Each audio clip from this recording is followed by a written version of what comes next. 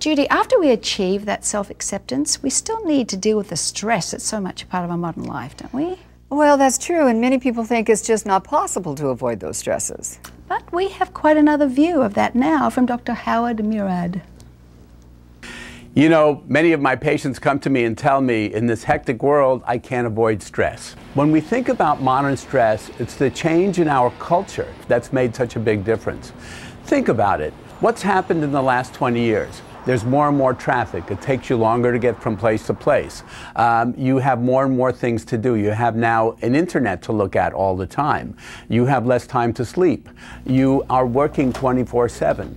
So there's so many things that are beginning to happen, and we think we can't avoid this. The truth is, we can make a tremendous impact on the modern stress that I call cultural stress.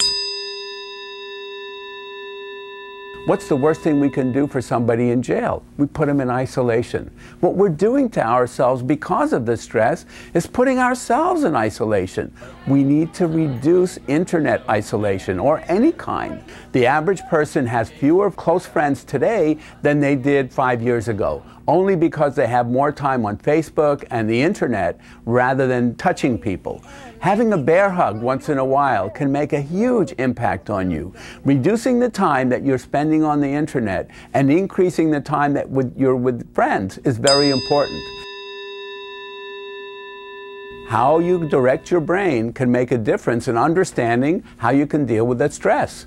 Now imagine you're in a lot of traffic. You have to go to somewhere and you are going to be an hour late. Well, what can you do about it? You don't have a helicopter, so try to enjoy it. Put on some quiet music. Try to listen to books on tape.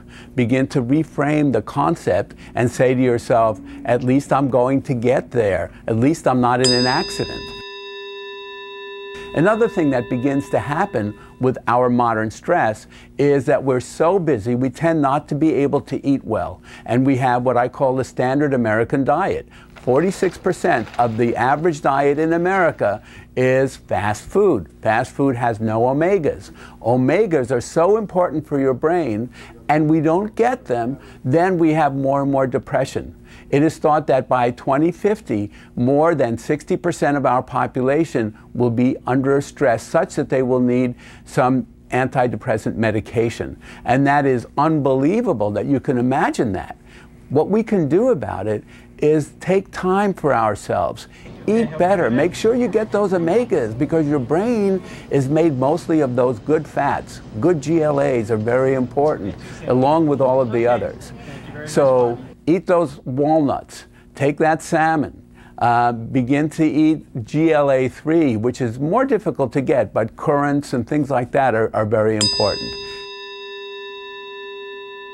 So many people tell me, you know, I don't have time for taking care of myself. Well, what is that saying to you? It's saying, I don't value myself. Who is the most important person in the world to you? It has to be you. When you take care of yourself, everything else does better. Whoever else is supposed to be important to you will get better because you're better yourself.